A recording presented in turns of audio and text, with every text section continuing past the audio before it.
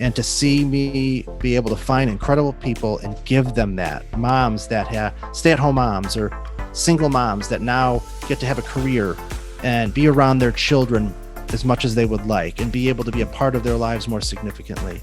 And just being able to give people that freedom is one of the most empowering, exciting things for me.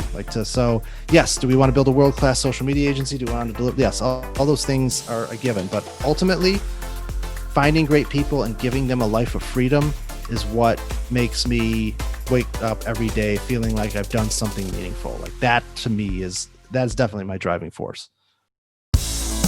Heroes are an inspiring group of people. Every one of them, from the larger-than-life comic book heroes you see on the big silver screen, to everyday heroes that let us live the privileged lives we do. Every hero has a story to tell, from the doctor saving lives at your local hospital, to the war veteran down the street who risked his life for our freedom, to the police officers and the firefighters who risk their safety to ensure ours. Every hero is special and every story worth telling. But there is one class of heroes that I think is often ignored: the entrepreneur, the creator, the producer. The ones who look at the problems in this world and think to themselves, you know what, I can fix that. I can help people. I can make a difference. Then they go out and do exactly that by creating a new product or introducing a new service. Some go on to change the world. Others make a world of difference to their customers. Welcome to The Hero Show. Join us as we pull back the masks on the world's finest heropreneurs and learn the secrets to their powers, their success, and their influence, so you can use those secrets to attract more sales, make more money, and experience more freedom in your business. I'm your host, Richard Matthews, and we are on in 3, 2, 1. Hello and welcome back to The Hero Show. My name is Richard Matthews, and today I'm live on the line with Jason Yormark. Jason, are you there? I am here. Awesome. Glad to have you here, Jason. We were talking before we got on. You're coming in from Seattle, is that right? Or that Seattle is correct. Area, at least. Seattle area. Have you guys started to get the cold yet, or is it still warm out there? We have. I was in Arizona for 2 weeks, the past 2 weeks, and when I left, it was still warm here. When I got back, the season has changed, so it was a very strange experience to leave it in one way and then come back and have it be cold. So it's cooling off for sure. Does it snow up in that part of the country? Sometimes. It's interesting because I'm originally from Chicago, so I'm no stranger to snow. But here, usually what'll happen is we'll get like one storm a year. Sometimes we'll skip it, but when it snows here, the entire region practically shuts down because I'm pretty sure they have like one plow for the entire state. But people definitely freak out when it snows. I just shut down. I'm like, I'm not even gonna go out because people are it turns pretty nuts. I remember that in California we had I was in California for a number of was where I grew up, and we had a snowstorm came through once. It happens like once every 20 years a snowstorm comes through, and it put like 10 inches of snow on the ground that lasted like the afternoon, but like the whole state like freaked out. They're like, people are gonna die. And yeah, that's very much like that here. Yeah, so it was funny. So for the audience who's paying attention to my wife and I's travels, we are still in Sarasota, Florida. From same with the last episode we were on. So we're still making our way around Florida in our travels. And what I want to do real quick for you, Jason, for our audience who may not know you, is just do a very brief introduction, and we'll start diving into your story so they get to know you a little bit more. So Jason is the founder of a B2B social media agency called Socialistics. You've been doing that for about 3 years now. You got a bunch of experience in the space that let you start this business. But what I want to sort of get into is, what is it that you're known for, right? What's your business like now? Who do you serve? And what is it that you do for them exactly? Sure. So Socialistics is a B2B social media agency. We do some work B2C, but we've kind of made a name for ourselves as a B2B social media agency, which is a little different, right? When you're talking about businesses that have a little bit longer customer life cycle. So you have to kind of think of that differently. It's not a point and click product situation. So it's a little bit more strategic, a little bit more involved.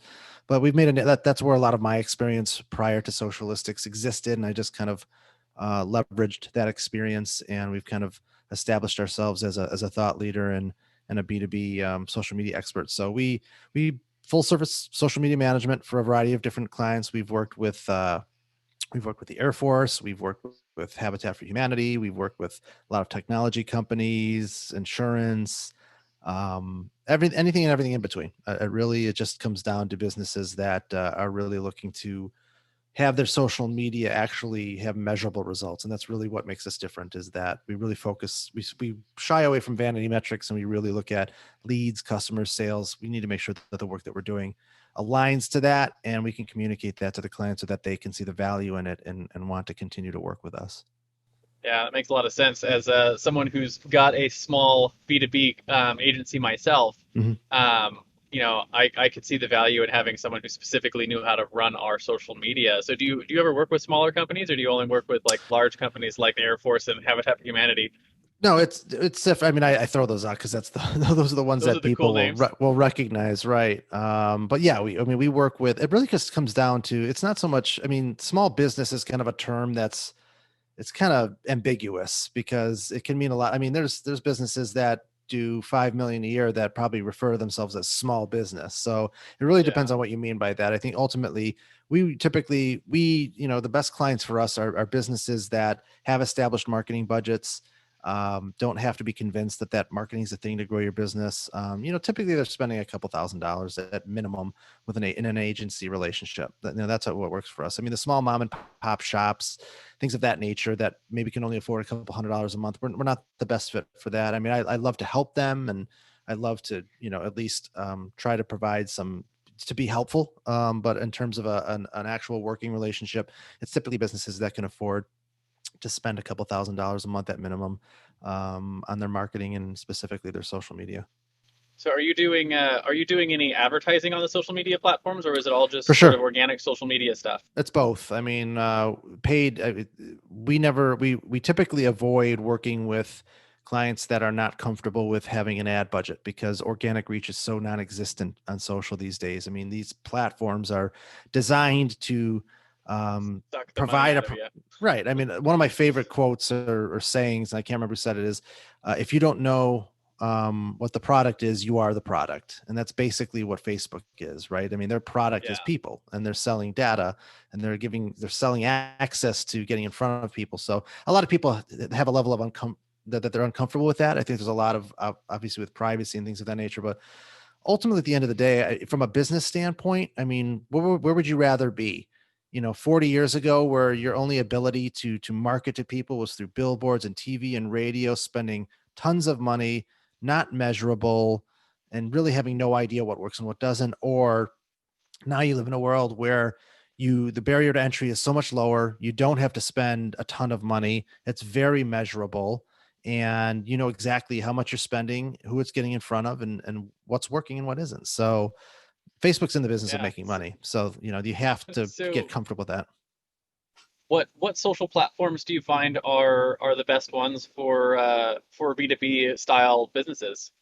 I would say the big four for us is typically where we live. Facebook, Twitter, LinkedIn, and Instagram are the big four that we spend the majority of our time. Like I said, we don't do a lot of point and click product work. We don't do a lot of youth based products, so we're not really, our specialty really isn't in the TikToks of the world and the up and coming youth oriented Snapchats and that kind of channels. stuff. No, it's not, and that's not really where we want to be. We kind of live in a much more, like I said, B2B professional environment. So those big four are typically where we spend the majority of our time. So do you actually help the clients create the content they need for social media, or do We they do. create it and you just do the work for it? No, we're full service. So typically the best engagement with us is we're managing end to end. That's the difference between them hiring an employee and just hiring an agency to basically manage it end to end, creating the content, creating an editorial calendar, publishing, paid, sometimes influencer campaigns, reporting and analytics. Really our job is to be an extension of their business and really get up to speed with who they are, what they represent, their core values, their competition, and get to a place after a couple months where we're a natural extension of their business. And working, whether you work with us or any agency, it's always going to be roughly half as much Yeah, as yeah. if you were to hire somebody. I say it seems like just off the top of my head that it wouldn't take a lot for that type of a service to really pay for itself, especially at least in my business.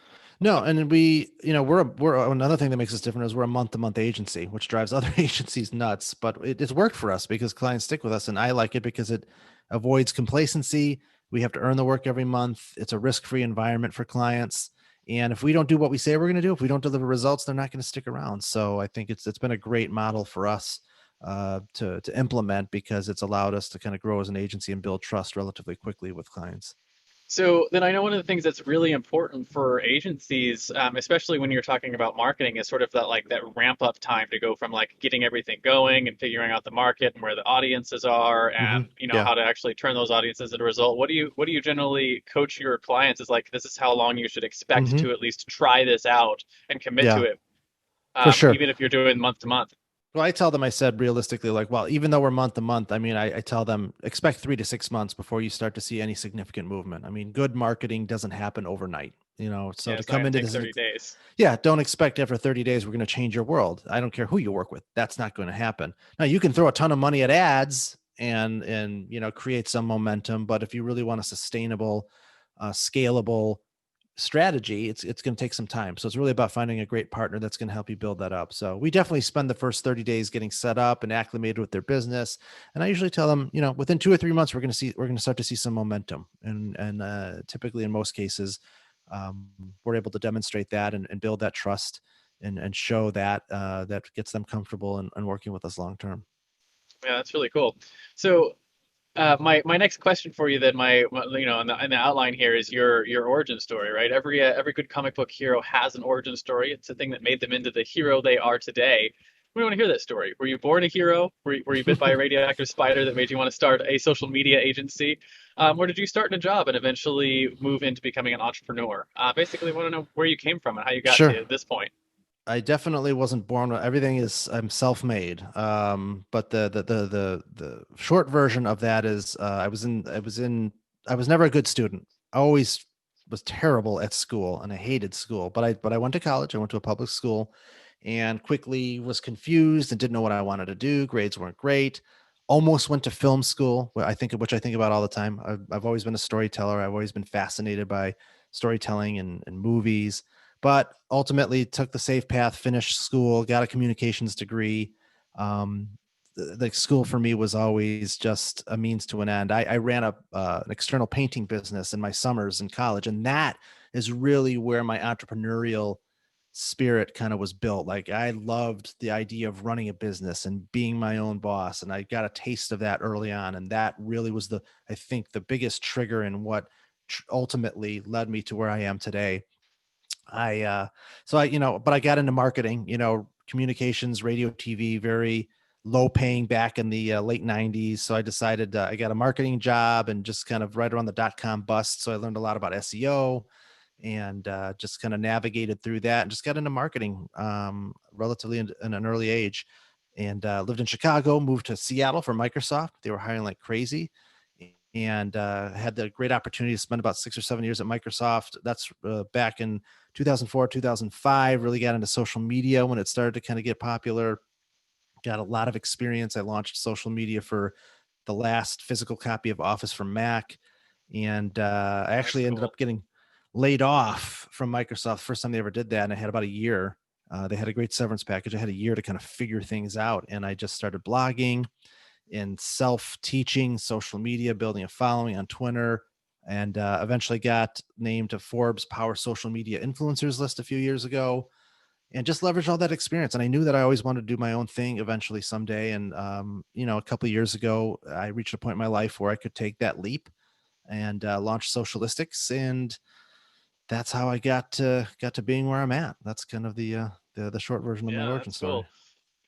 So you said you've been running Socialistics for 3 years now, right? Yeah, we were about 3 years in. I went. It was a kind of a side hustle at first, and I went full time about a year and a half ago.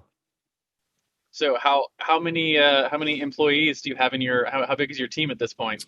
I think we are at 9 now. I just hired a couple more. We've been growing like crazy over the past couple months, so we're closing in on 10. I would imagine by the end of the year we'll hit that.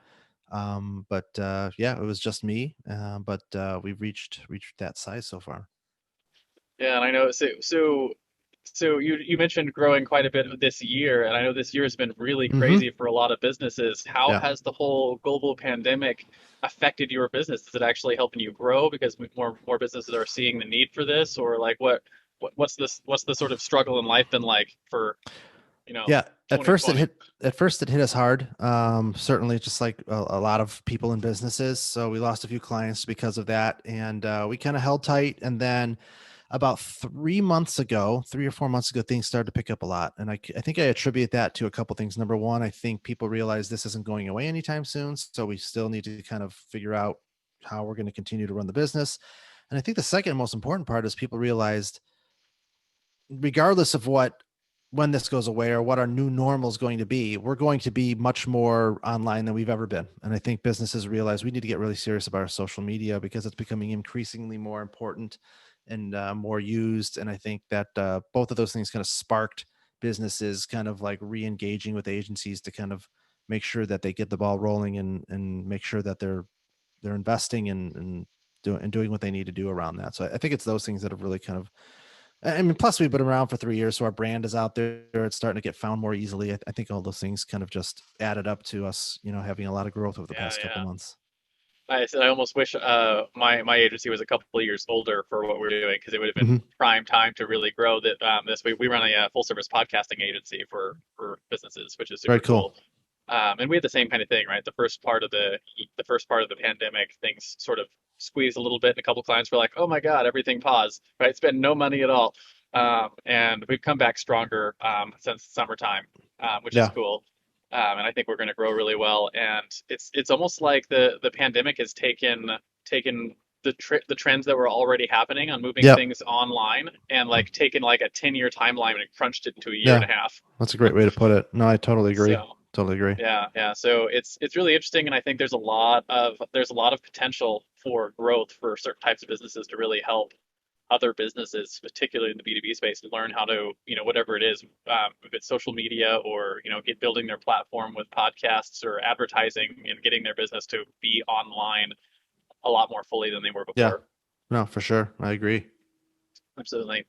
So my next question for you then is about your superpowers, right? Hmm. So every iconic hero has a superpower, whether that's a fancy flying suit made by genius intellect or the ability to call down thunder from the sky. In the real world, heroes have what I call a zone of genius, which is either a skill or set of skills that you were born with or that you developed over time that really energize all your other skills, right? It's the one thing that sort of like it's the fabric for all of your other skills that you've developed. And the superpower is what sets you apart. It's what allows you to help your clients slay their villains and come out on top in their journeys. So with that sort of framing, what do you think your superpower is? I definitely think it's communication, which is kind of an ambiguous term in and of itself. But ultimately, what I mean by that is it's a couple different things. I think that I've been told many times over the years that I've just have an authentic, true voice, whether it's in blogging or on camera or behind a microphone. People feel like what I'm just the way that I talk feels natural and conversational and real and doesn't feel like I'm pitching anybody or trying to sell anything. So I definitely think, being an effective communicator through a variety of different channels has been something that has definitely helped me navigate my career successfully. Being empathetic, genuinely helping people. I always, I've always like in a lot Yep. of the blogging and things that I've written over the years is all designed to help people navigate marketing or just kind of help them learn from what I've learned and also being a motivator. I love when I'm passionate about something. I love to get people excited and motivated about whatever that may be. So I think it's, being a strong communicator is definitely probably the fabric of what's allowed me to be successful across all the things I've done in my career. So with the skill of communication, do you think that was something that you were born with? You just were always a good communicator? Or is this something that you worked on over the years to become a good communicator? It's a good question. I think, it's when I hire people, I always say that I hire for the untrainable traits. Like you can always teach somebody to use a platform or get better at a task, but are they a great writer? Do they just communicate very well? Are they like just do they have traits that inherently they're born with? So I guess there was some seed of that born in me, I guess, but I definitely think I I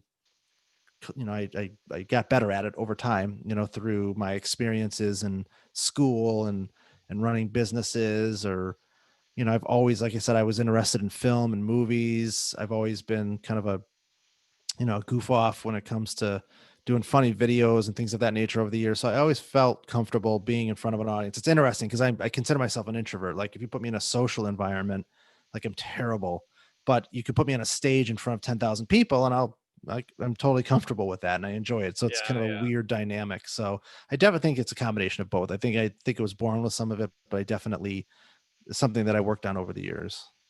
I like that idea too of hiring for untrainable traits, right? I Mhm. always, I was just training one of my employees how we go through the hiring process, and I wish I had that phrase Yeah, to tell him, right? He'll hear this episode, so I'm sure he'll sure. hear it in the future. But the untrainable traits are that's a really good way of thinking about it, right? Because there's this Yeah, stuff that's like, hey, this, people who, like the detail orientation or the communication skills or whatever you're looking for in that position. yeah, There's always, like I always say, you can teach the tactics or the skills or the strategies that you need, but yep, it's the like the those untrainable traits that they need to have in order to be able to do those things well. right. Yep. That's a good way to put that. No, So. I've lived by that for sure. Yeah, yeah. And so my sort of next question on the communication thing is about storytelling, right? One of the things that I'm really convinced of is that the best communicators are generally understand stories at sort of like a next level, right? Either the ability to tell them or to read, like to really see the pieces of a story and how to put it together. And I'm just sort of curious, is that something that you found as well with communication? Is that learning how to tell a good story has been essential to learning how to be a good communicator? For sure. I mean, I think, the relationships we try the when we work with clients, we're not about trying to build transactional relationships with them and their customers, right? Ultimately, if you want to be a successful business and really grow incrementally, it's about telling stories, what makes you unique and different. And it's not a lot of times it's not just because if they tell me, oh, we have better prices or our customer service is better. I'm like, these are all things that everybody says. No, what makes your business what it is? What's unique and different about it? What's your origin story? Like, why should people care about working with you? So what are those stories, and really trying to dig deep into what that is. And if we in our initial conversations, if we feel like there's nothing there, that there's nothing unique or differentiate, like, we typically avoid those opportunities because we know we're going to get 2 or 3 months in and we're not going to move the needle for them. So we really try to be selective about who we work with and make sure that it doesn't mean that their stories have to be all fleshed out, but it means you better at your core, you better have something of significance behind what you're doing that people can connect with. It's a little bit different in B2B versus B2C, and a lot of people have emotional connections to the brands that they associate with in a B2C environment. So B2B, there's maybe not as much of an emotional connection, but still people do business with who they trust and they like. And that goes deeper than just you have better pricing or you have good customer service. Like, no, who are you and why do you do what you do and what makes you different? So we really try to pull that back and really dive deep into that so that we can tell those stories over an extended period of time. Yeah, yeah, that's it's really cool to think about too. And it's when I was in the business of helping brands build, that's one of the things we talk about all the time is like, like learning how to master your story and talking Mhm. about like how you walk people through your story is a really important part of your marketing. Yeah, for Um, sure. and yeah, so super fascinating.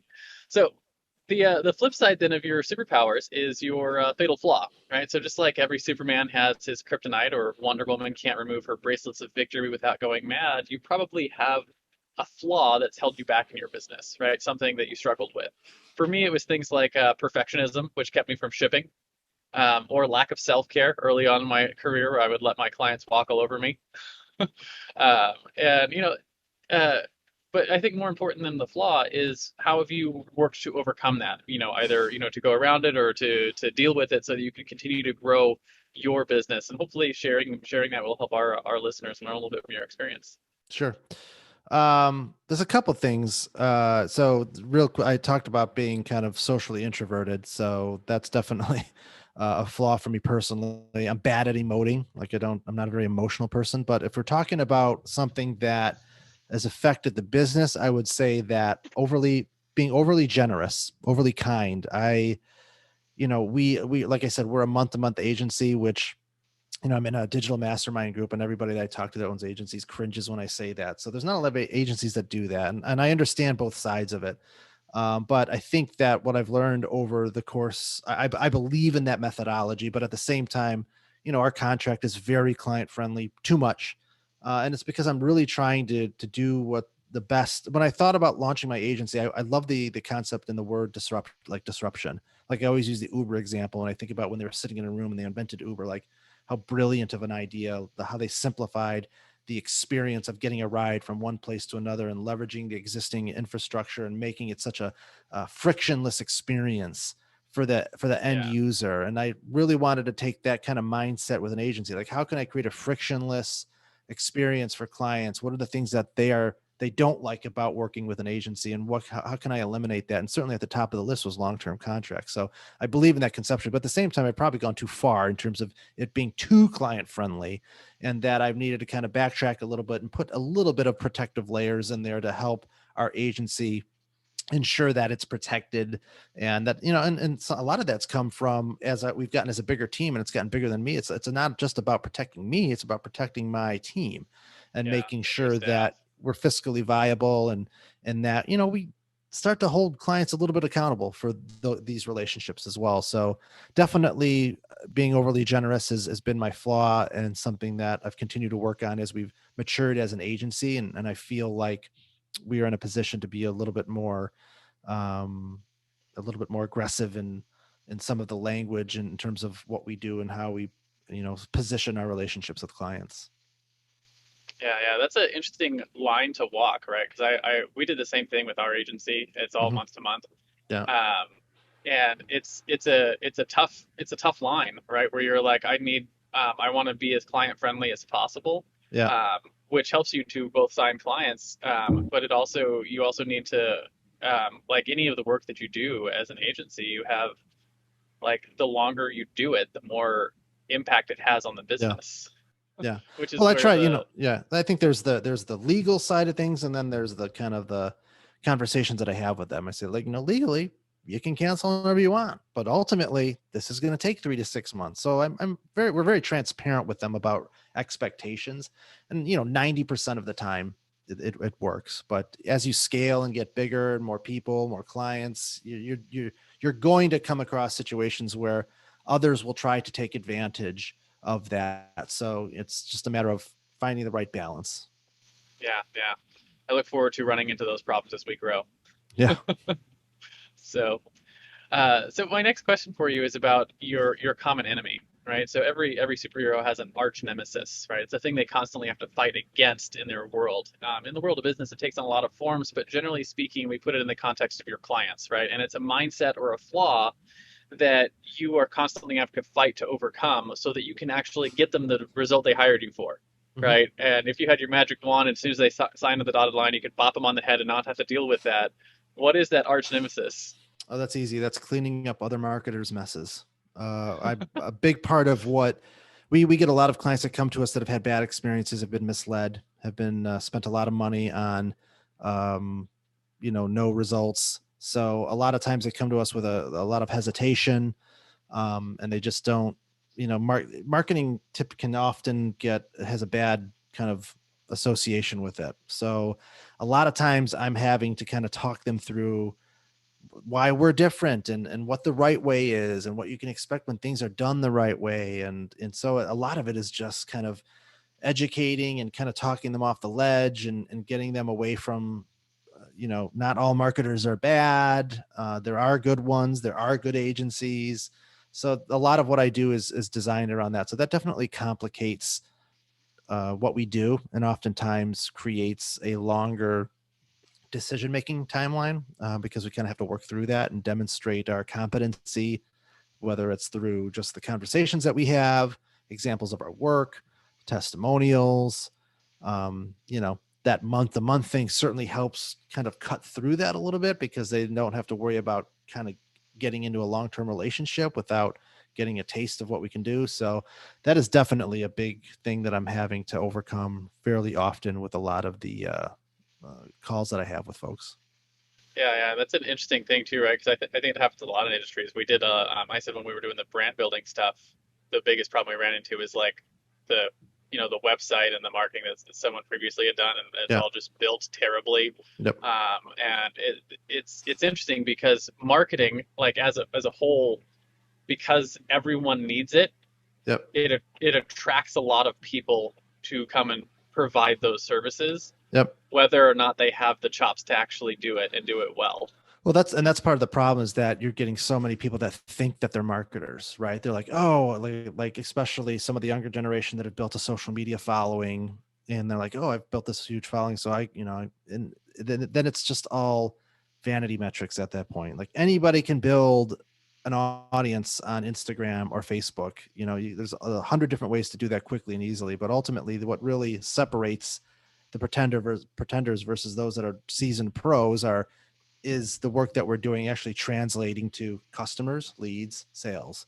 So Yeah. that's where we hang our hat Does on. it affect the bottom line? Yeah, for sure. So there's a lot of education that comes with folks that have kind of been led down a bad path.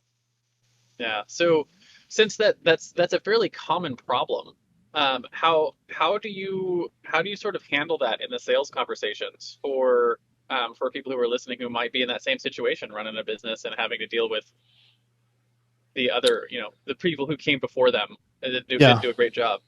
Well, I never speak poorly of anybody previously. I don't have I never have all the context of that. So I never start with that by any means. I really, what I just try to focus on is the strategies that we've used are just, our core values, in terms of sharing with them, like what we believe in, what we've done, you know, we show them the work that we've done. We've got these great case studies on our website that really go deep into the work that we've done and the results that it's generated.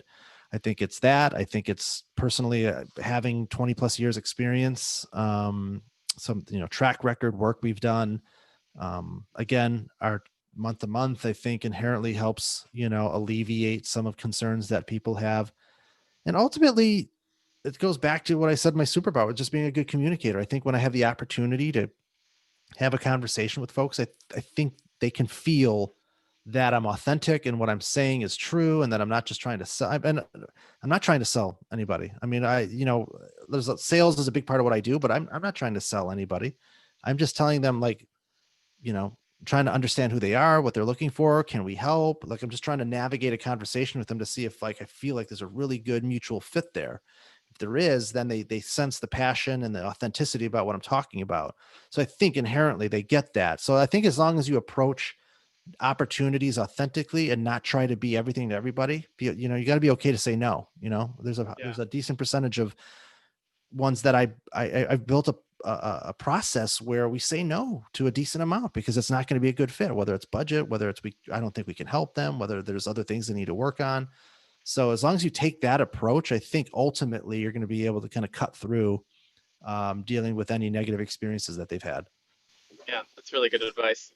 So my next question for you then is your driving force, right? It's the flip side of your common enemy. And just like Spider-Man fights to save New York, or Batman fights to save Gotham, or Google fights to index and categorize all the world's information, what is it that you guys fight for at Socialistics? Yeah.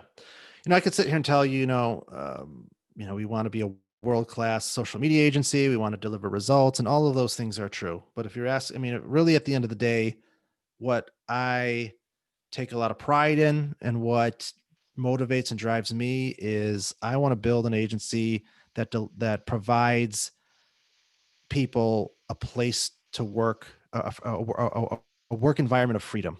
And what I mean by that is, my entire life I've ran the rat race. I've sat in traffic for 2 or 3 hours to get to work and sit behind a desk for 8, 9, 10 hours and, time track and do all of these corporate things that you have to do to run a business. And all of it was always frustrating to me because at the end of the day, it's about the results and it's about doing great work. And I didn't care about all these other things that were getting in my way. They were noise. And the minute that I took the leap to be independent and do my own thing, I literally added another day in the week. I wasn't sitting in traffic for 2, 3, 4 hours a day. I have 6 weekdays now that I have to work with because I'm not sitting on a bus or sitting in a car. So my productivity has gone through the roof. Now I've built a lifestyle where I want to go to my kids' little league game. I'm going to go do it. Like, I don't care when my people work or where they work. All I care about is they're accessible. They do great work. You treat people well, you treat our clients well, and everything else figures itself out. So, and I cannot even tell you how how less stressed I am, how much less anxiety I feel, how happy I am to have control of my life. I have control of living my life the way that I want to on my terms, and I want other people to have that too. And to see me be able to find incredible people and give them that, moms that have stay-at-home moms or single moms that now get to have a career and be around their children as much as they would like and be able to be a part of their lives more significantly. And just being able to give people that freedom is one of the most empowering, exciting things for me. So yes, do we want to build a world-class social media agency? Do we want to deliver? Yes, all those things are a given, but ultimately finding great people and giving them a life of freedom is what makes me wake up every day feeling like I've done something meaningful. Like that to me that's definitely my driving force. That's beautiful. Because I relate to it so well, Yeah. right? My business name, the one the one that you put on the LLC paperwork, Hmm. is called Five Freedoms. Love it. And we talk I talk all the time about the five freedoms are spiritual freedom, political freedom, financial freedom, and then time freedom and location freedom. Yeah. Which are the I dig those it. are the two that people miss all the time. Is the time and location freedom. It's the ability to Right. do what you want, where when you want to do it, those kind of things. And uh, I feel sort of the same way, right? The way I always put it in my business is I fight for adventure, right? Hmm. So we have a very cool world and cool technology, cool stuff, and like there's so much to do and see and just experience in our world that if we spend all of our time working, right, or sitting Yeah. in traffic or dealing with that noise, uh, then you miss out on it. Yeah. And I think if we can get rid of all the noise, as you put it, Yep. and just focus on we can get the results for our clients and Yep. do and deliver top of the line work for them, whatever that is, then you can take the rest of your time and put it towards enjoying this world we have. Yeah, for sure. And I'm not naive. I know there's a lot of people that live in the world that have jobs that ultimately they have to deal with commutes and be physically located at places. But in terms of the world that I live in and work in, if I can just create a small little place for some people to experience that, then I feel like I've made, making a difference in other people's lives like that is certainly a higher on the list than anything else. Yeah. So just sort of in that same vein, one of the things that really struck me when I started hiring other people was the massive like mindset shift. It goes from like my business has to support me, Hmm. right, and my family to like how vital it is to continue to bring in revenue and do good work for your clients as soon as like now I've got other families that depend on this business being Yeah. viable. That like for me it was, to use harsh language, it was like a mind fuck, right? Yeah, for sure. Like holy cow, there's my business has other people and their families relying on us doing good work and continuing to grow and Yeah. continuing to be viable. How did you sort of deal with that transition?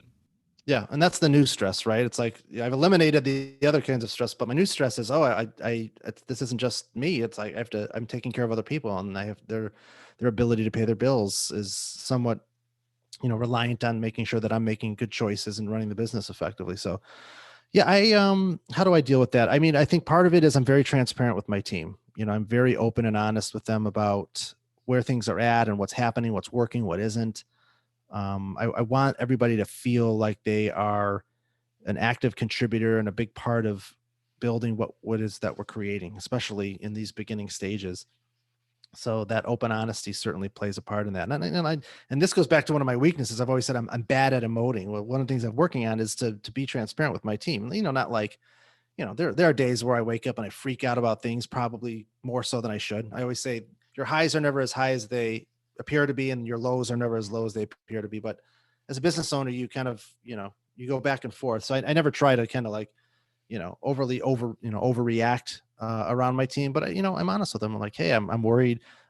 This is how I'm feeling about things these days, and here's why, and here's what I'm working on to kind of address that. So I think being that way with your team brings they makes them feel like they're not just an employee, or they're not just doing work, that they're a trusted advisor, and that they're a big part of what it is that we're trying to build. So that certainly plays a part into it. And just being fiscally responsible. I make sure that, we have a buffer, like when the pandemic hit, like it was hard and we lost a couple clients, but because being fiscally responsible and not, getting too crazy with what we were doing, I had a little bit to fall back on. So I always feel like, I owe it to my people to ensure that if and when the shit hits the fan and we got to go through a couple months of difficult times, we're going to be able to get through that. So I definitely make sure that we kind of have that built in, and not try to be overly aggressive in things that we invest in to grow as a business. So we've had a lot of very incremental growth because of that, but I think that's made sense for us. I'd love to be 2, 3, 4, 5 times bigger than what we are, but we got to have the right type of growth and not overly Yeah. risk things so that I can protect my team. That's what one of the things I'm currently working on is figuring out how do we continue to grow while also like I want to put like 6 months worth of payroll Yeah. in the bank. Right. Yeah, If for for nothing sure. else, then you want to have everything ready to go for when the shit hits the fan, because Yeah, apparently it can happen anytime. it can, and it will. Yeah, and it has, and now the whole Yeah. world has seen it. So Yep, for sure. yeah. Okay, so my next question for you is more on the practical side, right? I call this the hero's tool belt. And, just like every superhero has a tool belt with awesome gadgets like batarangs or web slingers or laser eyes or, big magical hammer. I'm going to talk about top 1 or 2 tools that you couldn't live without in your business. Could be anything from your notepad to your calendar to your marketing tools to something you use for, product delivery or your service delivery in this case. Yeah, Something you think is essential to getting the job done. sure. There's a couple things that come to mind. One is super obvious. I mean, we were a remote virtual agency before the pandemic hit, so but Slack is kind of our headquarters. So our ability to have a team environment digitally where we can communicate and keep conversations organized. I mean, it's been I don't know how a Slack or a Slack equivalent like is a no brainer. Like you have to have something like that. So we are using that religiously, and it's a huge tool in what we use.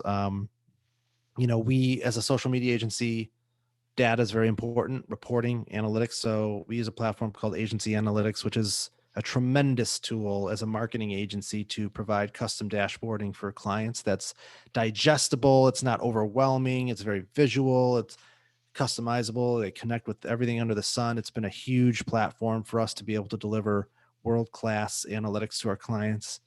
And the last one that steps out is, it's kind of a tool, but more tool slash service, is a company called The Collective. They used to be called Hike, Hyke. They just rebranded to The Collective, I think in the past couple of weeks. And they're basically kind of like a 2.0 accounting financial firm that helps startups. Basically, Oh, they're that's built, cool. they're in Slack. I always found with accounting, it's like old school traditional. Like I always felt like I'd always have a question that I needed answered quickly, and it's like, well, okay, I try to call, I leave a message. It's just felt very old school, and not it didn't align to our business. So I was lucky to kind of be referred to this group that's much more technology based, accessible, and they just help me navigate parts of the business that I don't even want to think about. Taxes, accounting, they help alleviate a lot of the stuff that I don't have time for quickly, easily, efficiently, and affordably. So that's been nice to have that resource so that I'm not forgetting and overseeing tax related things I need to be plugged into, making sure that they advise appropriately, and just having a resource like when I have a question like around a loan or this, or how do I fill this out? Just that quick accessibility has been a tremendous asset to our business. So I don't have to waste time thinking about things Yeah. I don't want to be wasting time on. That's cool. I may need to get a referral from you for that because I need to get that Yeah, situation in my business. they're And great. they're all the stuff that I've looked into is all accounting's over my head, which Yeah, is I don't want to think about it, and they do a great job of helping me not think about it. So that's cool. So yeah. on the agency analytics thing, what do you find are because you mentioned a couple of times the metrics that matter versus vanity metrics when you're looking at putting dashboards together. What do you Hmm. find are the metrics that you have to put together for your your clients to feel good about the work that you're doing? I mean, you're always going to have some of the vanity metrics in there in terms of, audience growth, engagement. We try to do more things around, leads generated, whether it's Facebook lead campaigns that we run or leads captured in forms on their website. So, leads, customers, sales, data that we can kind of pull from analytics on their website through Google Analytics or those sorts of things. But they're really a plug and play environment where you can kind of connect to everything. So each client might be a little bit different in terms of what we connect to make sure that we can build um, a visual layout that makes sense for them, that pulls in the metrics that ultimately their goals and objectives align to. So every dashboard is a little bit different. It just depends. There's a Yeah. lot of similarities So would across that them. would that be like a competitor to like a Google Data Studio? Yeah, it's probably not. I feel like agency analytics is a little bit more. It's not.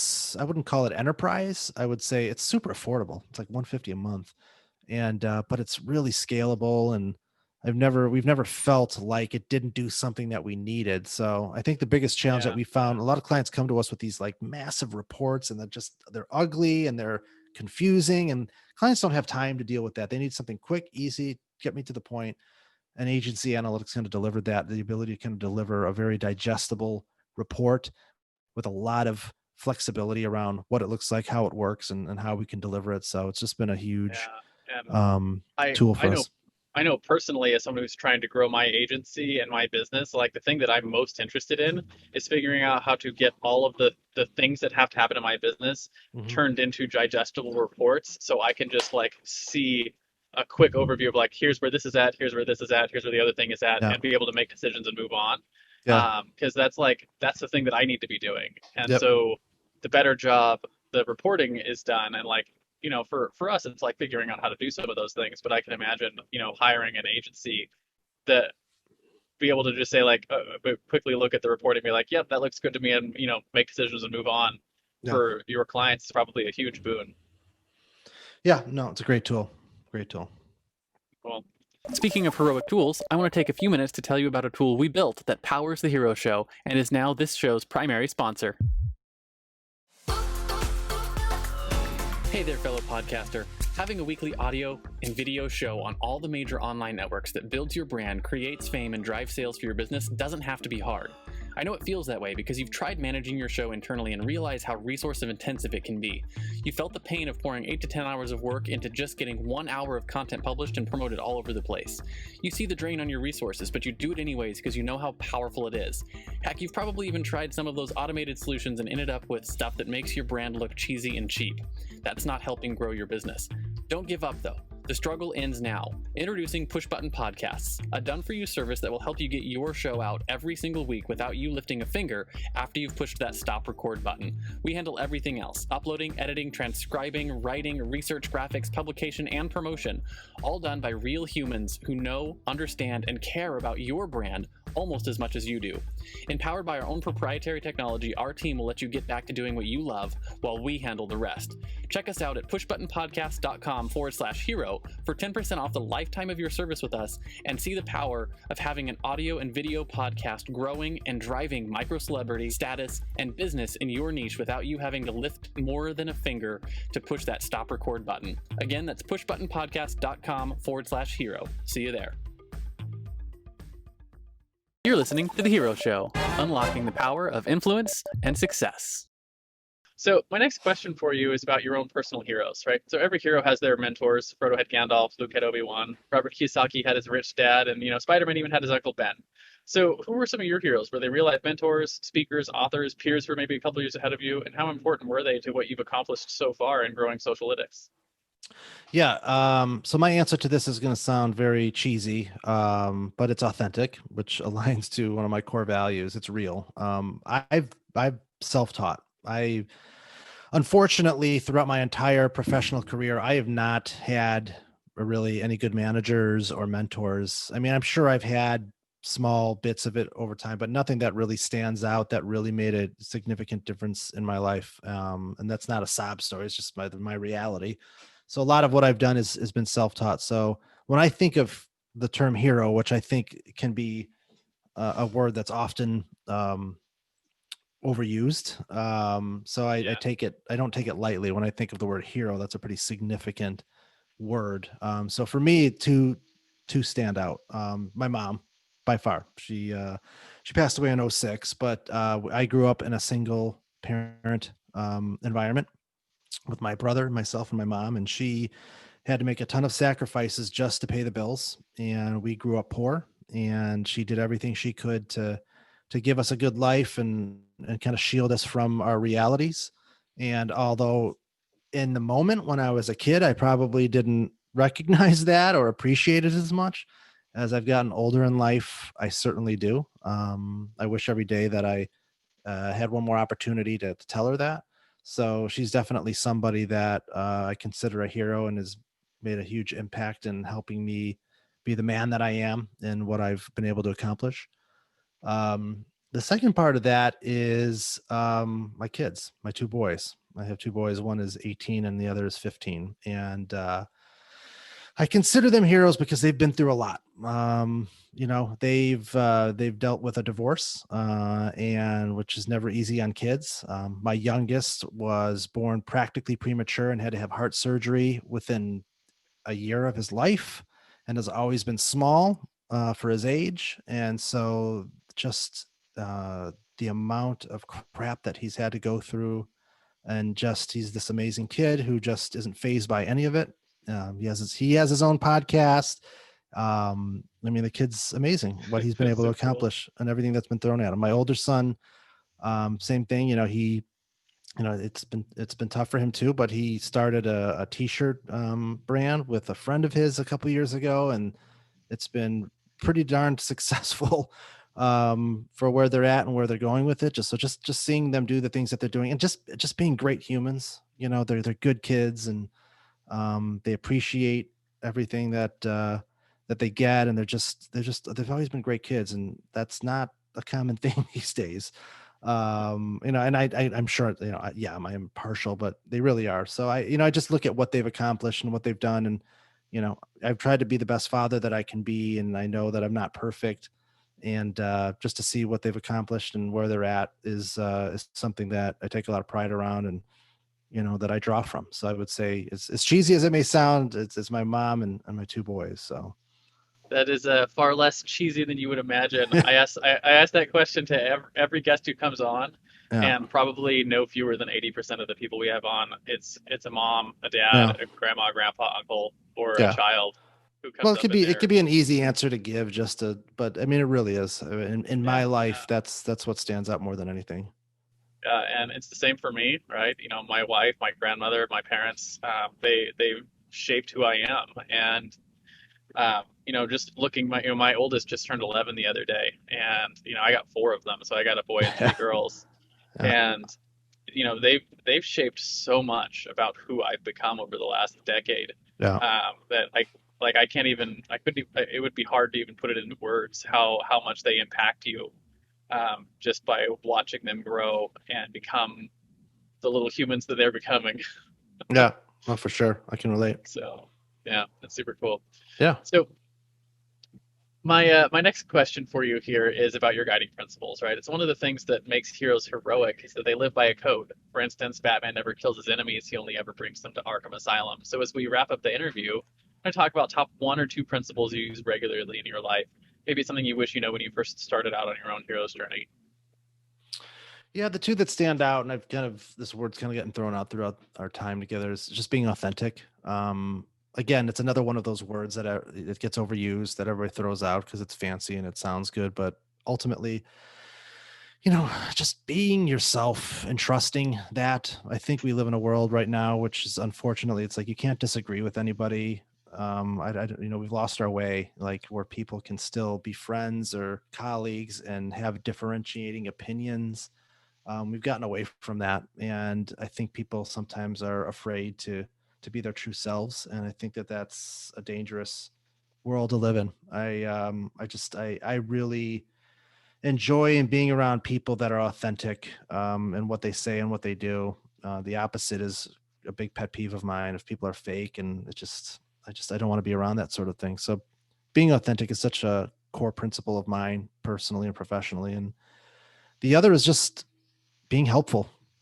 I think that, I go into a lot of conversations professionally where I can tell that this is not a good fit for us. They probably can't afford us, but that doesn't mean that I'm hanging up the phone right away. I still have a genuine desire to be helpful to them. Like maybe we're not a good fit, but let's hear them out a little bit and see what their situation is. And maybe I can provide them some guidance, some real guidance, and not mislead them, and point them in the right direction. So I always try to approach every conversation I have with people personally or professionally, like how can I be helpful to this person? Like, what do they need? Like, what can I do that's going to make their life easier or better, in some way? So I think those two things for me have been just core values of my own that have helped me navigate, having some great relationships personally and building a successful business professionally.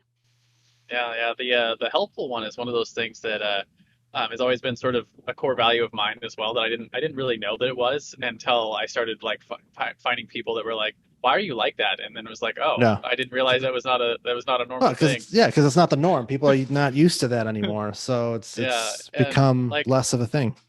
I've always approached my sales conversations that way, where it's like I'll just tell you everything I know about everything, and give you access to our templates and our processes, like Yeah. whatever you need to help be successful.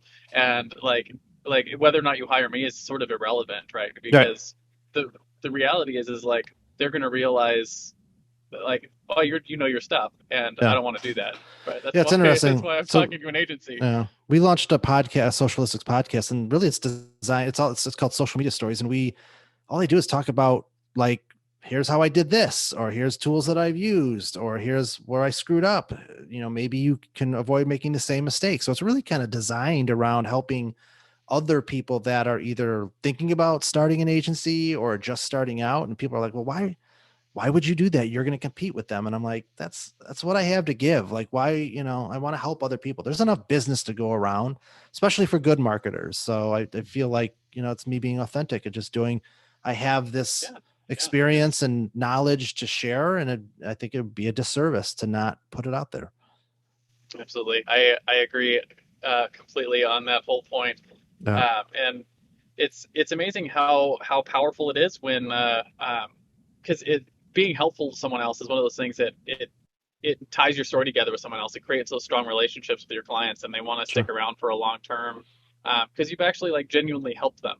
Yeah. Um, Yeah, and for sure. some of my best referrals in my business have come from people who didn't hire me, but Yeah. I helped them enough that they're like, whenever they come to someone who needs my help, they're like, they refer them into you, even though we've Yeah. never done business together. Be helpful, So be authentic, help other people out, and good things will come your way naturally, organically. yeah, cool. Well, it's basically a wrap on our interview, but I have one little thing that I do at the end of all of my interviews that I call it's called the Heroes Challenge, and it's a simple little thing that basically I use to get access to stories I might otherwise not find on my own. So the question is simple: do you have someone in your life or in your network that you think has a cool entrepreneurial story? Who are they? First names are fine. And why do you think they should come share their story on our show? First person that comes to mind. Yeah, I had mentioned earlier, I'm part of this digital mastermind group of other agency owners, which has been a huge, it's been a huge thing for us. And there's a gal in there that I've had some conversations with that is the first person that I felt like I was talking to myself, like, and I could learn from. And it's just been this really awesome back and forth where we've been helping each other out. And we've only known each other for, a month, maybe a little over a month, but it's just been so rewarding to have somebody that I can relate to on such a deep level professionally. And her story's not vastly different than ours in terms of what we do and how they are where they're at, but there's a lot of differences that I've learned from. So her name's Audra. She's their agency is Brem Media. Hopefully I'm pronouncing that right. BREHM Media. They're a social media agency based out of Colorado that focuses on the beauty and fashion industry. But I think she probably has something pretty interesting to share that's similar to my journey. But that's definitely the first one that comes to mind. Just, being the first person that I've been able to kind of just relate to on such a deep level that it's been tough because you're kind of out on an island when you're doing this sort of thing in a remote way. So Yeah. it's tough to find people that you can just like shoot the shit with professionally and just totally jive with. So she's definitely the first person that comes to mind that would Yeah. be interesting to talk to. It's interesting too, because right, I have a couple of people in my life that sort of fill that role, and Yeah. I don't know where my business would be without them. Yeah. And the longer our relationship has lasted, the better all of our businesses have Yeah. become because of it. For So sure. hopefully that For sure. same thing happens with you guys. Yeah. And we'll Absolutely. we'll reach out later and see if we can get an introduction to her, get her on the show Yeah. and hear her story. Sure. Which, that's basically a wrap on our interview. And like I said, in comic books, there's always the crowd at the end who is standing around clapping, cheering for the hero and their acts of heroism. So as we close, what I want to do, our analysis to that, is find out where can people find you if they want your help.